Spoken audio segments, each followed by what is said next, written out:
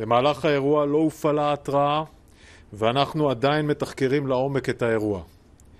לאחר תחקיר ראשוני שביצענו, ומהממצאים בזירה ובמערכות הצבאיות, עולה כמדובר בכלי טייס בלתי מאויש מדגם צימד 3. להערכתנו הוא הגיע מתימן עד לתל אביב. אני רוצה להדגיש, ההגנה אינה הרמטית.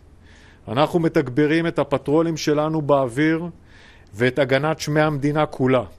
אנחנו מתחקרים את האירוע, משפרים ומטייבים את היכולות שלנו על מנת להגן טוב יותר על אזרחי מדינת ישראל.